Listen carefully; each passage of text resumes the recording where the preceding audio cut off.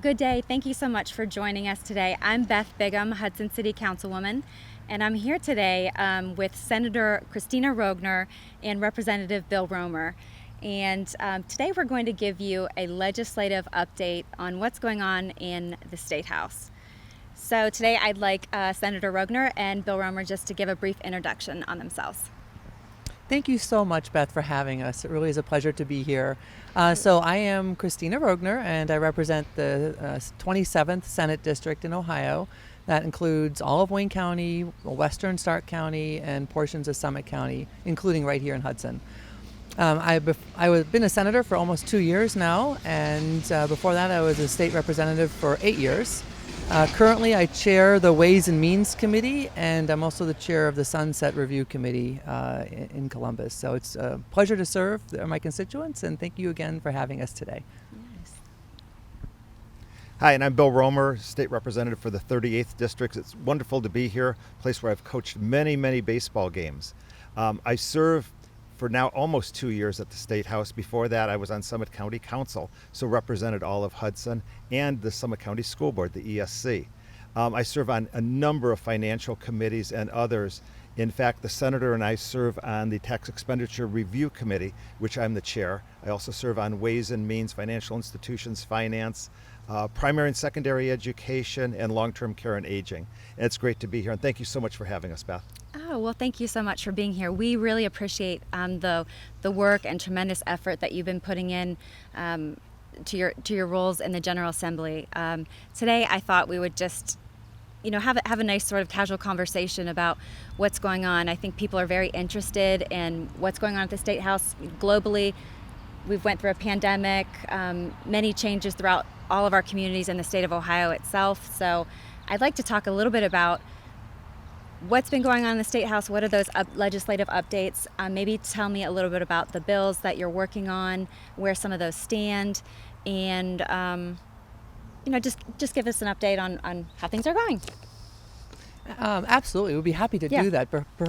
Perhaps first we'd like to give just generally, so how the General Assembly and the Senate and the House fit, just to give some perspective. Before we dive into policy matters, let's do that. Let's talk about how the General Assembly works. I think that'll be great. Okay, perfect. Yes. There's three branches of government, and one of the branches, of course, is a legislative branch. We make the laws for the state of Ohio, and in Ohio it's called the General Assembly. That is made up of two chambers. It's the House of Representatives and the Senate. The House of Representatives has 99 members, and the Senate has 33. Now, each of these districts are, people wonder, so how big are the districts? Well, it's based on population. It's not based on geography. So, each Senate district is approximately 360,000 people, and it, again, in more urban districts, it's going to be a more compact district, and those, of course, rural districts, so you could drive an hour and a half, 2 hours from one end to the other. And each House district, of course, then is about 120 or so, 20,000 people. So that's the general makeup. We have 8-year terms. So you can serve in the House for 8 years, you could serve in the Senate for 8 years. That, of course, also applies to all statewide offices as well. So that's generally overall how the House and the Senate fit in. Thank you. You're welcome. Representative Roemer, might you describe the role of the Speaker of the House and the Senate President, and how those, what kind of influence those positions hold? Certainly, thanks, Beth. Both the Speaker of the House and the President of the Senate, both of whom happen to be named Larry. Larry Householder, Speaker of the House, and Larry Abhoff as President of the Senate, have tremendous power. They're the ones that make appointments to committees. They appoint those committee chairs, who, again, as the senators on Ways and Means as chair, have a whole lot of influence over the bills that are presented, over the committee hearings, and over the bills that then get voted out. What happens is the Speaker, in our case, identified 15 priority pieces of legislation, HB 1 through HB 15. All of those, as of this last week, have been voted out of the House. And That's some fantastic. of those, it is, and some of those have been ratified by the Senate and await governor's signature, or have been signed by the governor. And So we're working through that process. It's been a tremendously busy time. In fact, in the last week, I believe it's 28 bills that were passed in the Wow. House over the last week. So it's been a really busy time, but the President of the Senate and the Speaker of the House are very, very influential as part of that legislative process between them, the governor, and then, the justices. Sure. Thank you. I mean, I was up last week watching you until 2 in the morning at the House, just debating a couple of different issues. So we really thank you for that effort. It doesn't go unnoticed. So thank You're you so welcome. much. It was long, but very well worth it. Yes. Senator Roegner, can you tell us a little bit about how committees work? We hear about committees. Sometimes we wonder where a bill might go, and we hear, oh, it's in committee. Can you help us understand that? Yes, of course. So whenever a piece of legislation is introduced, and it can be introduced by any representative or senator, it's assigned a bill number, and then it is sent to a committee. And the committees are of course made up of the representatives or the senators in each chamber, and it's usually sent to where it makes sense. So. As you heard Representative Roemer mention, there's committees for Ways and Means, which would deal with any issues regarding taxes. There's a Finance Committee. There's Health and Human Services and Medicaid. There's Agriculture. There's Public Utilities, Education, and so on. There's pretty much a committee for every topic, state and local government. So the Speaker of the House or the Senate President, technically through rules and reference, decide where does that bill make sense, and then they'll send it to that committee. And then the committee at that point, so once they receive a bill, it's up to the chairman or chairwoman to call a bill up for its hearings. Usually there's at least 3 hearings. The first hearing is almost always what's called sponsor testimony. And that's where the sponsor of the bill, the representative or the senator, will go before the committee and say what the bill does, why it's important, why it would benefit Ohio, and why they should support it. The second committee hearing, usually a week or 2 later, will typically be proponent testimony, and that's where people that support that piece of legislation can come forward, and it can be anybody. I mean, we've students in school, any citizen, any group too, can come forward and say, we support this bill, and here's why. Do you, just to interrupt you real Sure. quick, do you have to have an appointment to do that? Can you just walk in and do that? How does that process work? Great question. So technically, the chair always prefers that you submit some testimony in advance, Okay. just so that they can distribute it to the committee. Sure. However, you don't have to do that. You can just show up, Okay. and because the chair will always say, is there anyone else here who would like to provide testimony for this bill? Okay. And that's when literally you can just basically go to the stand. You have to sign your name, of course, Okay. that you are giving testimony, but So sort of like anybody can go. Public comment time at a city Yes. council meeting. Exactly. Okay, Exactly. And okay. thank you, by the way, so much for your service Oh, on council. absolutely. We really do appreciate Yes. that. Yeah. So anybody can come forward, give testimony. So first is sponsor, second hearing is proponent, third hearing then would be opponent testimony. Okay. So anyone that might oppose the legislation or want to see changes to it, they can come forward, and then and there's no set number of committee hearings. It can be as fast as one. Technically, I mean that's rare, but it Okay. can happen. They'll combine all 3 of those into one. Some bills will have 8 or 9 committee hearings. Wow. But the point is you want to get it vetted. You want Yes. to really, some idea you think was great will have things you never really thought about or unintended consequences, and that all gets vetted in committee. Sure. So, and once the committee has said, all right, we like it, we've heard enough of it, we've vetted it, they can amend it in committee, by the way, so you can change the bill Okay. there.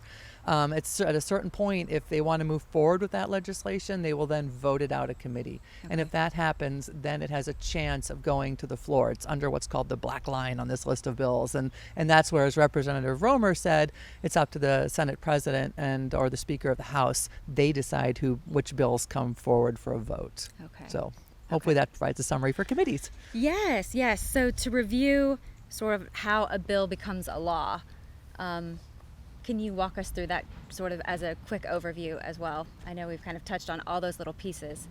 Could you? Sure. I know there's a great song about it. And you don't want me singing. I can guarantee that. I've heard my daughter sing it, but yes. Yes. As the senator said, every bill starts out in committee. If it gets voted out favorably, it then moves under the black line. Right. Okay. Then the Senate President or the Speaker of the House decide what gets voted on in session. We would then have a vote in session, and there is debate too. People stand up and support it. The sponsors might do that. Opponents might stand up and say, this is why we believe this is not a good bill. That then comes to a vote.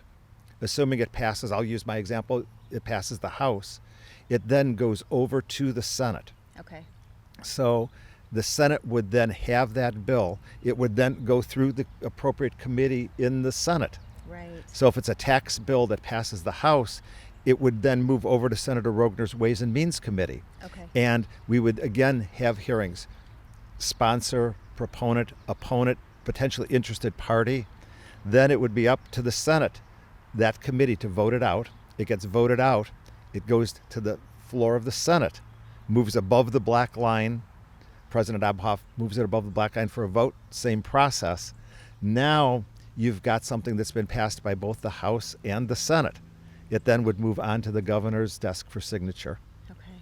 So it's everything that's done is vetted at every step of the way. There's a huge amount of opportunity for people to provide input as we go through the whole process. Yes, thank you.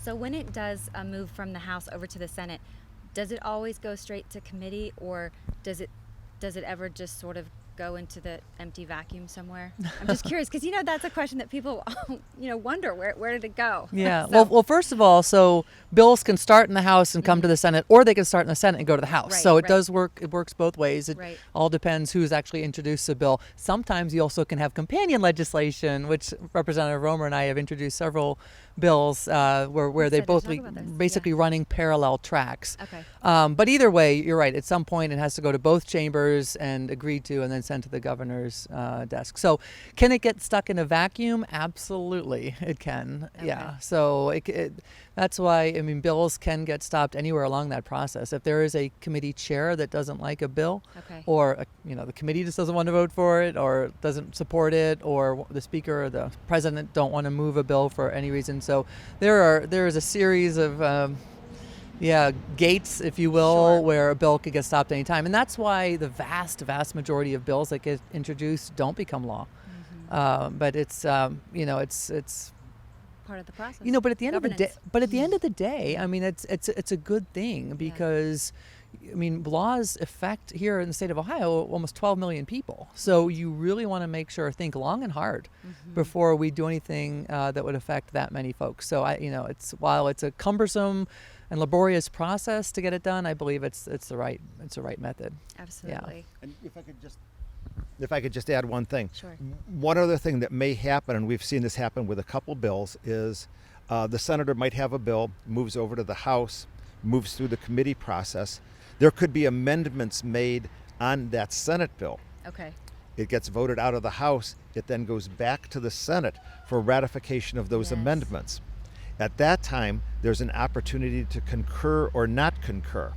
If the Senate's in agreement with the amendments, they say, boy, the House had some really good ideas. We should have considered those. We love those. The House can concur. It then passes.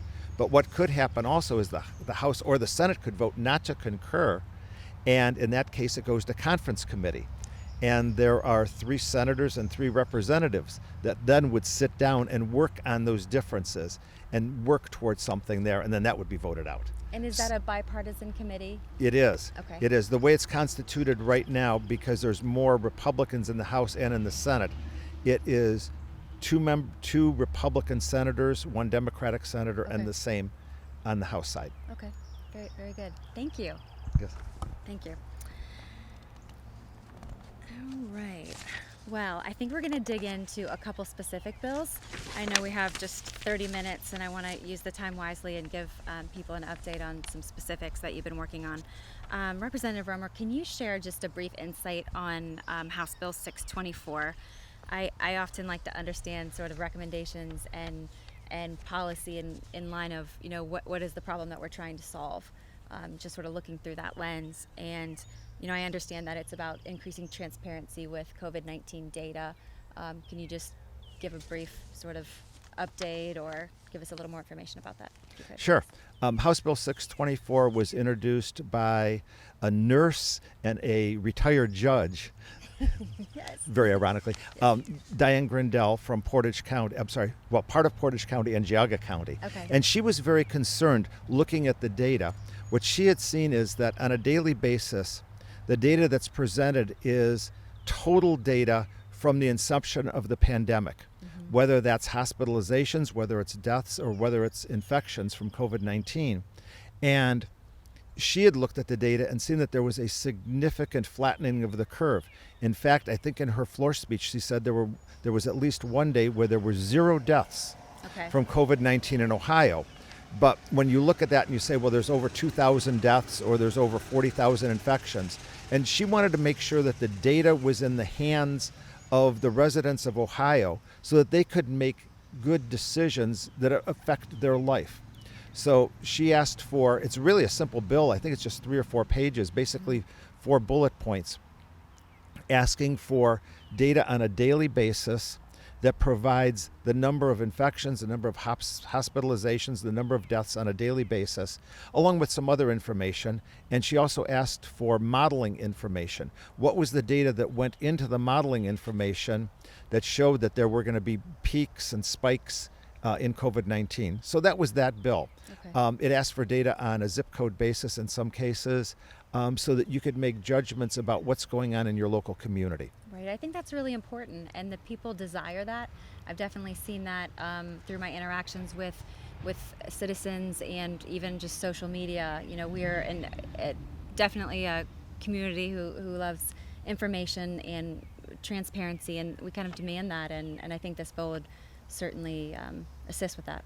Well, actually, yesterday I went on the COVID-19 Ohio website, and it really is tough to find that information. Sure. You can do it, but she wants that really covered in the dashboard, right, so you know what's going on currently right in Ohio, so that you can make those decisions about yourself, about your family, about your business. Sure. Making it as easy as possible to get the information that you need. Exactly. Yeah. All right. Sounds like a good idea. Yep. Well, it passed the House, and Yes. it's on its way over to the Senate. All right. And we look forward to having that bill over in the Senate. I think that sounds like a great bill. And Beth, thank you for being a champion for transparency. Absolutely. In your role as councilwoman. I know, that's very important to you, and also in your role as a health care provider as well. Absolutely. As a nurse practitioner, we're trained in transparency, giving people information, giving education, helping people make informed decisions. We call it about anticipatory guidance. Yeah. So we help them anticipate things by giving them information that's usable and valid and truthful, and so it's always a good thing. That's very, very helpful. Thank you. Yes. So Senator Roegner, many people in Hudson and around the state have been passionate about Senate Bill 1 and Senate Bill 311. Can you tell us about those? What happened with them? Where are they now? I'll go on walks with neighbors and they'll say, "What's happening? What happened to Senate Bill 1? So I'd love to have you share that with folks out there." Of course. Thank you for asking about them. Thanks. So both of those are bills that I sponsored in the Senate. Senate Bill 1, of course, was like the priority bill that was introduced over a year and a half ago. And let me tell you about the underlying bill was about smaller, more limited, more efficient Yes. government. Because what Senate Bill 1 did is it says, let's try to reduce the number of regulations, burdensome regulations in the state by 30%. So that was the heart of Senate Bill 1. Well, we passed it through the Senate, went to the House, and then the House added a provision which said, with respect to statewide orders, so the executive branch is going to issue statewide orders to shut down businesses or, have people stay in their homes, that the governor needs to limit that to 14 days. Okay. And before, and if he wants an extension to that, then they would need to engage a legislature via this other committee that's called JCAR. That's the Joint Committee on Agency Rule Review. And that's 100% bipartisan, right? And that is a that's bicameral, bipartisan committee again. So that's what the House added to the bill, and and I think personally I think that was directionally absolutely the right thing to do, to engage the legislature there, because these are huge, like, overarching decisions that have ramifications that ripple across the state. Absolutely. Right, with respect to unemployment and so forth. But the Senate, we sent it on to conference committee because what we'd like to see are some additional changes just to refine that. So that. Okay, just as an update for that, the Senate, the House Speaker named the conferees. Again, there's 2 Republicans, 1 Democrat, and then this Senate President did recently just name, again, 3 conferees, 2 Republicans and 1 Democrat. I am one of the conferees. Okay. The chair of the conference committee is Senator Schuring. So I'm hopeful that he will call that conference committee together. And basically the mission of that then is to iron out the differences between the House and the Senate. Okay. And come up with something that both chambers can agree to, and ideally won't get vetoed by the governor. Sure. Right, because if the governor vetoes it, then you need more than a simple majority to override the governor's veto. So we need to make sure we've got all both chambers and the governor on board. Senate Bill 311 was something that I introduced with Senator McCauley, and it's basically very similar to what the House put into Senate Bill 1, and that the way we had introduced it was, again, if the governor, through the Director of Health, wants to issue a statewide order, number one, the governor would have to sign that order because he's elected and he needs to be accountable to the people of the state of Ohio, so he would have to put his signature on it. Sure. It would then go through JCAR if you needed more than 14 days. And there were a few other things too back at the time that would open up businesses, but businesses are now getting open, so that's good. But this is a very important topic, and one that's important that we get right. Because back when it's 3701.13, that's a section of code that addresses the powers of the Department of Health to isolate and to quarantine. And it was put back in place back in, like, again, I think 1893. And it was fascinating history on that one, because the reason they got those powers in the first place is because there was a town, I think it was New Washington, and there was some smallpox epidemic, and New Washington had quarantined themselves. And the Department of Health said, oh, you shouldn't have done that, because there's not a case of smallpox for miles around you, and you're hurting commerce. And then they said we should have the authority to quarantine because we, Department of Health, will take into consideration business, and they using the word commerce at the time. So it's fascinating to look at the history of that, what's happened, and now the verbiage in 3701.13 has really remained largely unchanged. I mean, it's been tweaked a little bit, but largely unchanged since then. So anyway, so that's Senate Bill 1 is in conference committee. Senate Bill 311, we've had 2 hearings. I think we're going to have our third probably next week. Okay. Probably when this is airing. Okay. And so anyone that's interested in those, we're more than happy to. I know the chairman will receive, and that's in the Health Committee. Nice. Health and Human Services Committee. Chairman Burke is chairing that committee. They'd be happy to hear from anybody on their thoughts on that. Thank you. That's the update on those. Yes, thank you. So I'm going to move to a topic that so many parents are interested in, schools and reopening schools in the fall. So we're here at beautiful Hudson High School this morning talking with Representative Roemer and Senator Roegner, and wanted to hear a little bit about any update that you can give us on where legislation might stand regarding students returning to school, what that might look like. I know there's Senate Bill 320, and you may also have some things that you've been discussing in the House. If you could just give us a brief update without putting you on the spot too much, but many people are interested in this stuff, so thanks. Yes, well, this is obviously very important. From my own background, I've taught, I've tutored, I've coached. I've spent 3.5 years in the classroom teaching upper level math as a substitute. What we are looking at in the House is that we would leave those decisions up to the local authorities who have the closest perspective with their residents. The state tends in some cases to think that we know everything in Columbus. I don't believe that.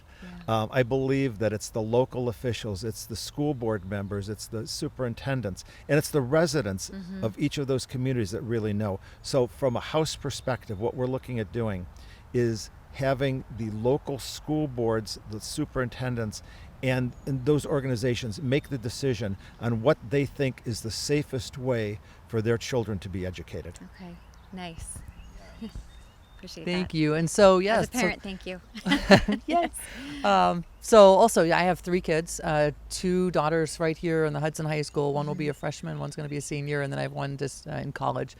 So, yeah, and in the Senate, we have Senate Bill 320, as you mentioned. It's sponsored by Senator Huffman, and I'm one of the 17 co-sponsors. So we already have a majority of senators that have co-sponsored this piece of legislation, which does in large part what Representative Roemer just said, which is let's leave it up to the local school districts to decide what's best for them. Because as I mentioned, I represent Wayne County. I also represent here in Summit County, Right. certain sections of it, and they're very, very different communities. So what works in Kidron, Ohio, is going to be very different than what works here in Stowe or in Hudson. Okay. Yeah, so we're going to leave it up to. We would like to leave it up to the local schools to decide what suits them best. Sure. Representative Roemer, you recently passed a bill pertaining to CPAs and a resolution regarding the e-check system. And so many people are interested in e-check, so I'd love to hear about that, and of course the information about the CPAs as well. Certainly. Thanks, Beth. From an e-check perspective, the senator and I were actually at an NFIB small business event, and we had a gentleman approach us and talk to us jointly about the issues he's having with e-check, how it's impacting his business and himself personally. We got together, we said, you know what, we should introduce resolutions in the House and in the Senate to eliminate e-check. It costs somewhere in the range of $11 million to Ohio, but it really disadvantages a tremendous number of people in just the 7 Northeast Ohio counties. This is not done universally. Right. And we've seen that the air quality has improved significantly. In fact, we were meeting the standards until the standards were raised. So I introduced a resolution. It was House Resolution 247, went through committee. We had a number of people testifying that there was no opponent testimony, and it did pass the House. And I've had a huge number of people reach out to me relative to that. Now that has moved over to the Senate, and Senator Roegner has that, and I think she'll talk about that also. And then what we're doing, we're looking at taking that to the U.S. EPA to try to get e-check eliminated in Ohio. What we found is it really disadvantages a lot of people, the working poor that might have older vehicles that can't get off work to go to e-check, to spend the hundreds of dollars it might take to update their cars. So that was one thing. The CPA bill, it took the number of hours required, and I happen to be a CPA, to take the CPA exam from 150 to 120. And it was passed, in fact, it was passed unanimously on a bipartisan basis. I had a Democratic co-sponsor on that, Congratulations. Thomas West. It was passed unanimously. In fact, I had 2 other bills passed unanimously this last week. One of them dealt with licensing reform, House Bill 673. During the COVID crisis for teachers, for nurses, for pharmacists, and for others. And then, in fact, the senator and I are working on a license plate bill for the Cuyahoga Valley Scenic Railroad. And that was included in an omnibus bill. Yes, it is. It would allow them to have a license plate where they would get some additional dollars, which is really important because the Scenic Railroad is shut down right now. They're getting no funds. So we've had a lot of great success in the last just weeks and months. Yes, thank you so much.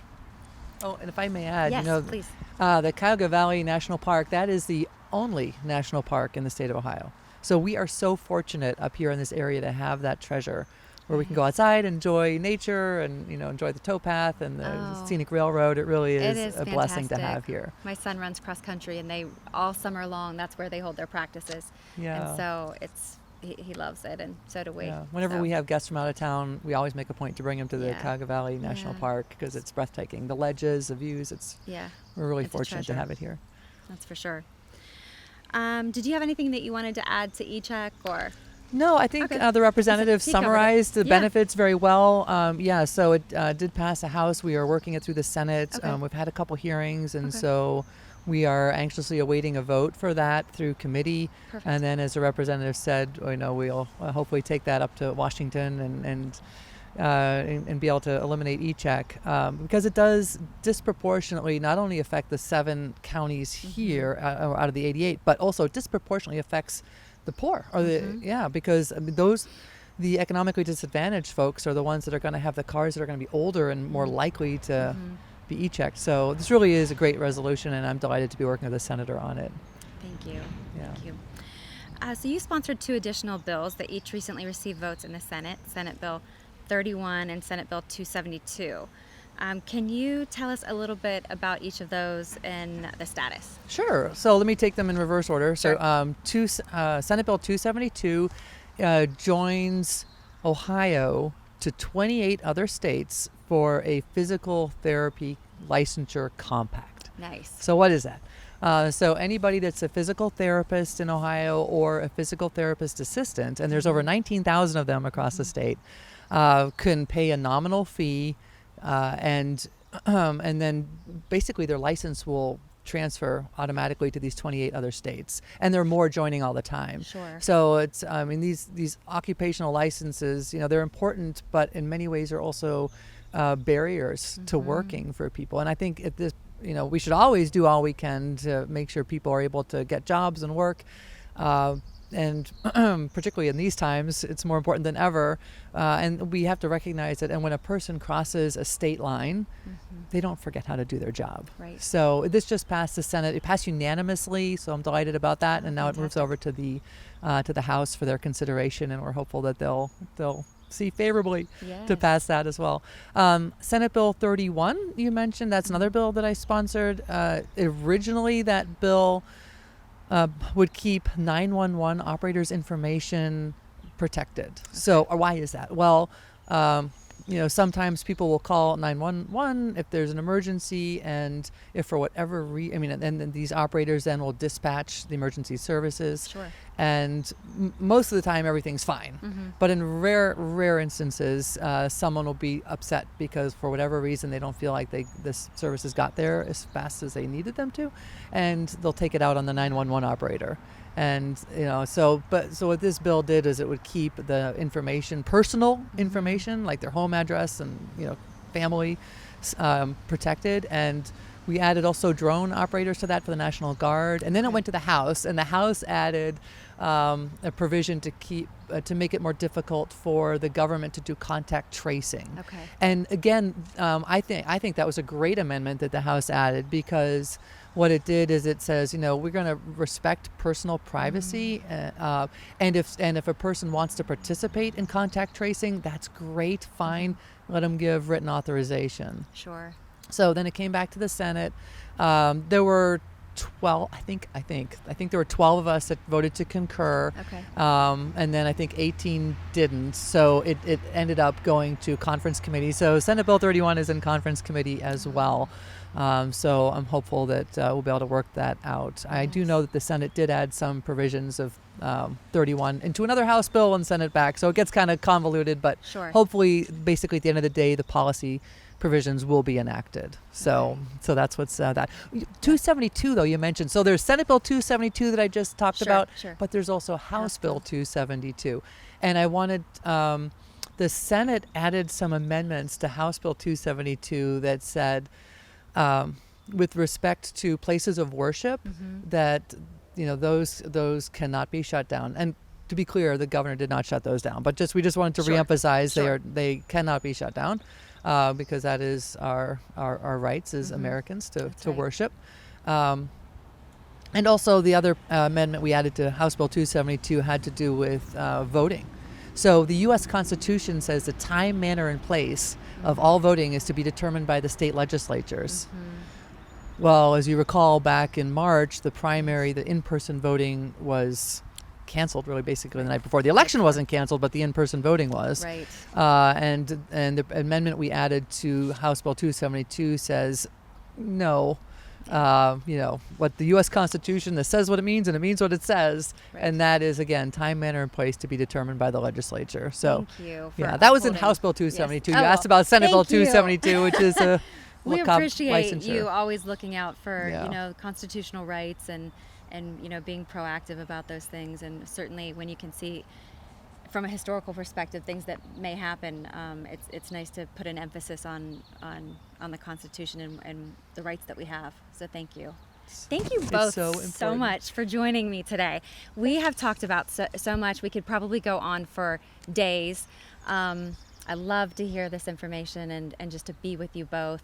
You're both such hard workers. Thank you so much for the time that you give, for the sacrifice that you give, both to your, career, family, everything. It's really important, the work that you do for us, and we appreciate. I know the viewers in Hudson appreciate it. If you wouldn't mind just mentioning how one might reach out to you. If someone had a concern about a bill, or they felt passionate about something that was happening and wanted to reach out and say, hey, can you help me with this? Or I have an opinion on this. How should someone do that? Or what's the best way to do so? Yeah. So Beth, thank you so much, first of all, again, for doing this, taking It's the been time out of fun. your very Thank you. busy schedule for your service to the people of Hudson, and just then again Absolutely. for taking the time to interview us to get all this, the word out about the what's happening down in Columbus, because as you said, there's a lot happening. There is, And yes. we really Exciting appreciate times. all the citizens that take time to look into these bills Mm-hmm. and to participate and to reach out to us. So you asked can they contact us? We love to hear from them in any way, whether it's by phone or by email. We will make sure, hopefully, that at the bottom of the screen there'll be our phone numbers and email addresses for our office.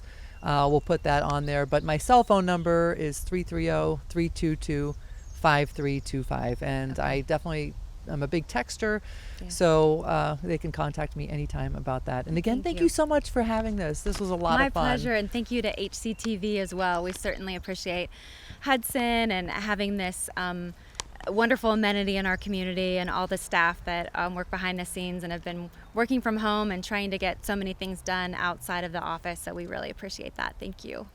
And I would say too, Beth, I wanted to thank you because Oh. as a local council person, that is a hard job because you've got a lot of people that reach out to you about very important issues, Yes. but you are the closest contact to the constituents. Yes. I have a huge number of people that reach out to me on a daily basis, but I know you as a local council person, I served on Summit County Council, or those local school board Mm-hmm. members.